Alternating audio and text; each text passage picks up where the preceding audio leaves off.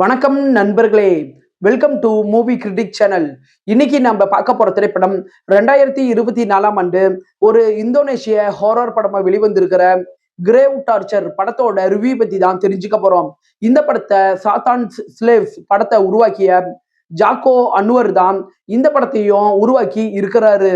இந்த படம் ஒருத்தா அப்படிங்கிறத இந்த ரிவ்யூல தெரிஞ்சுக்கலாம். ஸ்கிப் பண்ணாம பாருங்க. படத்தோட கதைப்படி படத்துல சீதா மற்றும் அவங்களோட தம்பி ஆதில் இவங்க ரெண்டு பேருமே சின்ன வயசா இருக்கும்போது ஒரு தற்கொலை படை தாக்குதல் மூலமா தங்களுடைய பெற்றோரை இழக்கிறாங்க. இதனால சீதாவுக்கு மதம் அப்படிங்கிற ஒரு விஷயத்துல நம்பிக்கை இல்லாம போகுது. இதுக்கப்புறம் ஹீரோயின் வளர்ந்து பெரிய பொண்ணா ஆனதுக்கு அப்புறம் கல்லறை வேதனை அப்படிங்கிற ஒரு விஷயம் பொய் அப்படின்னு அவங்க நிரூபிக்க நினைக்கிறாங்க.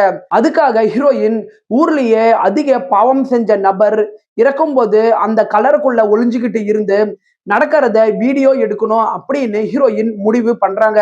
இதுக்கப்புறம் அந்த கலருக்குள்ள போனதுக்கு அப்புறம் நடக்கிற பயங்கரமான விஷயங்கள் என்னென்ன, ஹீரோயினோட நம்பிக்கை உடைஞ்சதா இல்லையா அப்படிங்கிறது தான் படத்தோட மீதி கதையே. படத்தோட பாசிட்டிவ்னு பார்த்தா படத்துல சீதா கதாபாத்திரத்துல நடிச்ச ஃபகடினா முஃப்டி ஆகட்டும், ஆதில் கதாபாத்திரத்துல நடிச்ச ரஜா ரகடியான் ஆகட்டும், ரெண்டு பேருமே ஒரு எக்ஸலண்டான பர்ஃபார்மன்ஸை திரையில கொண்டுட்டு வந்திருக்கிறாங்க. பொதுவா ஜாக்கோ அன்வர் படம் அப்படின்னாலே ஒரு டார்க் அட்மாஸ்பியரை அவரு படத்துல நல்லாவே மெயின்டைன் பண்ணுவாரு. இதுலயும் அவர் அந்த டார்க் அட்மாஸ்பியரை மெயின்டைன் பண்ண விதம் பிரமாதமா இருக்குது.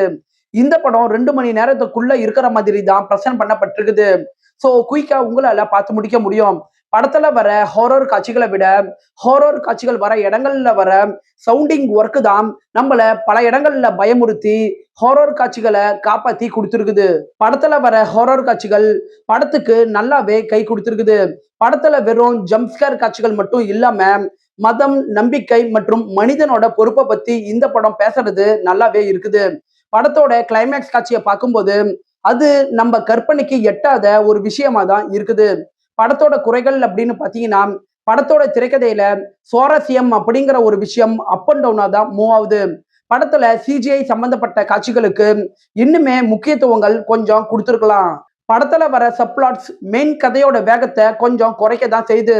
படத்தோட கிளைமேக்ஸ் காட்சி சில ஆடியன்ஸுக்கு பிடிக்காம போக வாய்ப்பு இருக்கு. ஓவராலா இந்த படம் உங்க டைமுக்கு ஒருத்தான ஒரு டீசென்டான படம் தான் இந்த படம். 10க்கு 6.4 ரேட்டிங் கொடுக்கலாம். இந்த படம் தமிழ் டப்பிங்ல கிடையாது. அதை நான் தெளிவா சொல்லிடுறேன். என்னுடைய ரிவ்யூ உங்களுக்கு பிடிச்சதுன்னா மறக்காம லைக் பண்ணி சப்ஸ்கிரைப் பண்ணுங்க. நான் அடுத்து போடக்கூடிய வீடியோஸ் மற்றும் ஷார்ட்ஸ் உங்களுக்கு உடனே வரும். உங்களுடைய கருத்துக்களை கமெண்ட்ல பதிவிட மறந்துடாதீங்க. நாம வேற ஒரு வீடியோல சந்திக்கலாம். அது வரைக்கும் நன்றி, வணக்கம்.